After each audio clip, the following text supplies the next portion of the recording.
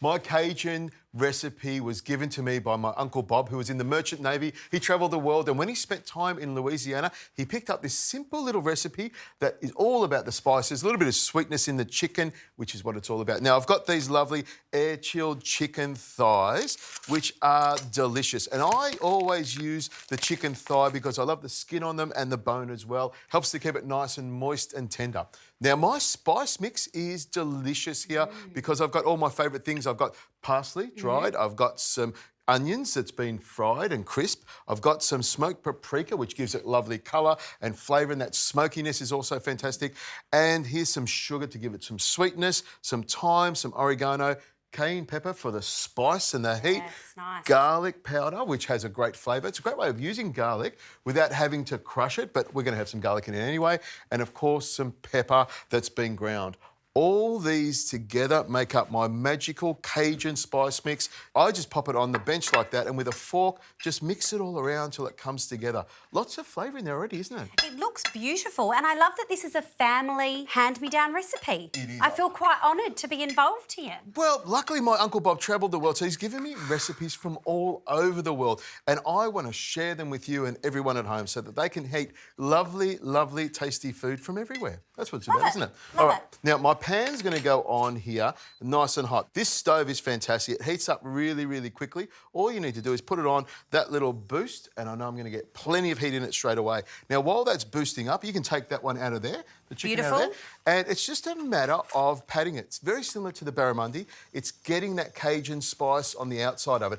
Something I can recommend to people if you're putting the Cajun spice on it is spice it up and let it sit there for an hour or so, just so the flavour penetrates the chicken a little bit. Nice. You can get a little bit kinky, and with a knife, you can put a couple of little grooves in it that help get the flavour in there. Nice. You can do that if you want to. It's up to you. It's your Cajun chicken, but this is how I like to do it. Uncle Bob, he taught me so well. Uncle Bob. Exactly. Now, my pan's on, and I'll put a little bit of olive oil into it, and I'll put the chicken straight skin side down. It's got a little bit of heat in it, and I want to do it this way so it just starts to sizzle and doesn't get out of control. Because I'm using a really good stove like this, I know it's going to be delicious.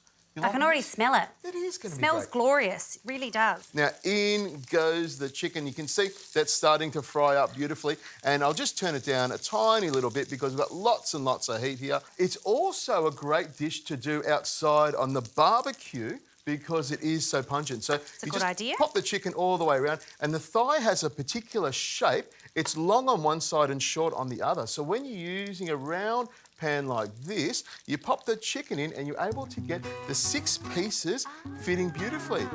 Priya, we've got lots of lovely smells coming up here, and the chilli as well. You can feel that. You can. What we'll do is we'll crisp up the chicken skin, turn it over, and then I'll show you how we finish this off and get it into the oven. Oh, I'm excited. So am I.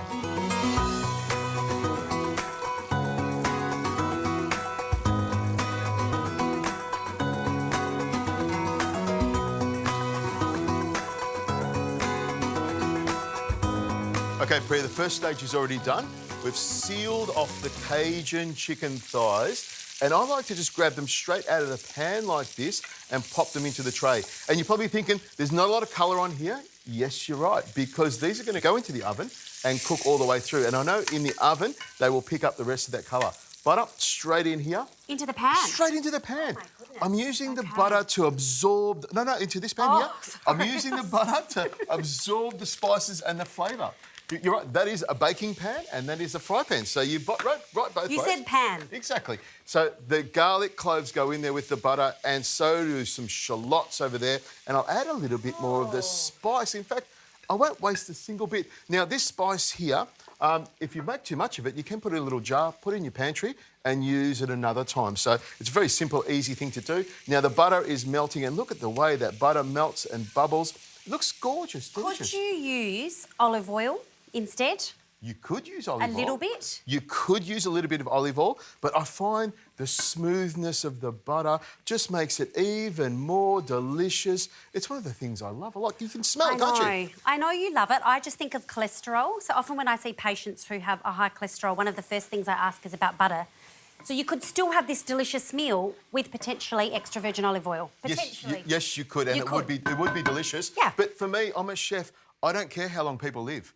You know what I mean? My job is all about making your last meal on earth the most delicious meal in the Holy entire moly, world. we're on opposing sides of the scale, Richo. Exactly. I'm all about the love of the food. Now, I use a bit of stock in there to keep the moisture in the chicken, but it also helps to do what we call deglazing the pan. We're lifting off all those spices so that everything that's in the pan becomes part of a sauce. It emulsifies in there and becomes part of it, makes it nice and creamy without having to add cream. He's trying to convert me.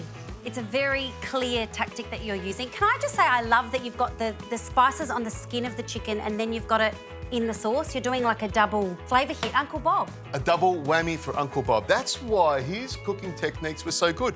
He would utilise every single spice and every single essence of flavour that goes in the pan into the preheated oven at 180 degrees Celsius. Off we go.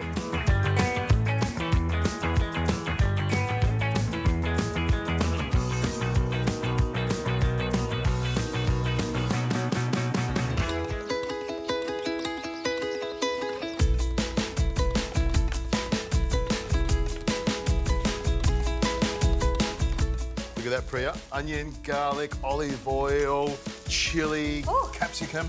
There's a lot of stuff going on there, isn't there? There is. And I've got some pinto beans. In they go. This is sort of like a Cajun bean mix that's going to really, really work with the chicken. And I use some of the juice from the chicken here as well. But one of the things I like to do is just squish those beans a little bit so that they sort of squish up and then they will absorb a lot of liquid. You like that? Okay, nice, I am. Absorb the flavour. Exactly, exactly. I'm using a big fork here that makes it really easy. Or if you haven't got a big fork like this one, you could use the back of a wooden spoon that does the same thing.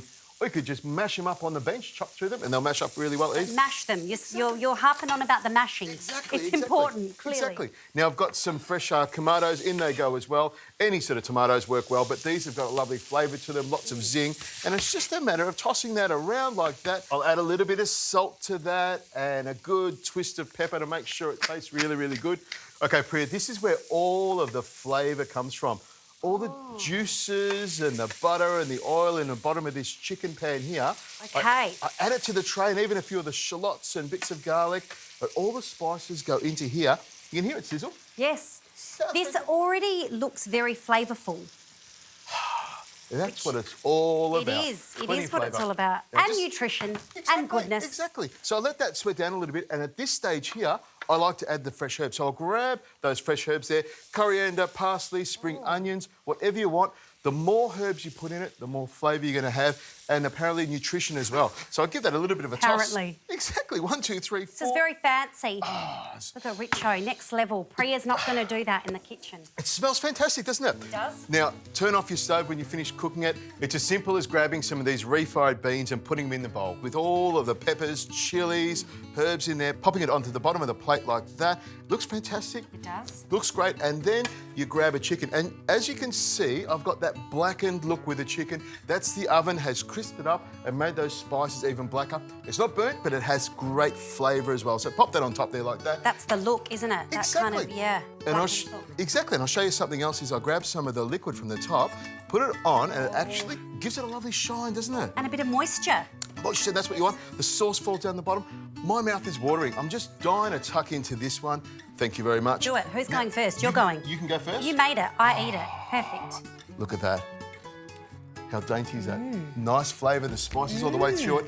And it's got some freshness as well, which is really important. It does have freshness. This is beautiful. The only thing I think is there's quite a bit of butter in there again. Again, I say Richo because that's a theme with Richo. But I would actually make this, but just substitute some olive oil. Honestly, that is beautiful though. And I love the bean bed, the veggie bed. We can keep talking if you like. Yeah, I know. And you'll keep eating. That is fantastic. The beans make it really, really good to eat. And also the chicken is moist and juicy. The heat, there's a lot of chilli in there, and I can really feel it. I'm starting to sweat. That's what happens when I eat a lot of chilli. Sweating. Richo, that is delicious. I have to say I love it, and perhaps I can handle the heat better than you, given you're sweating slightly with that chilli powder. It sweats on the outside, but the inside works beautifully with chilli. I can handle it though, I just want everyone at home to know that. And I think for people at home, you can get the Cajun spices on there, it's super easy. I like the way the butter rounds out all the flavours and adds the spice to it. To me, that's a perfect little dish. I think it's great. I think it's a cracker. What do you think? I agree with the olive oil. I'll let you have that one.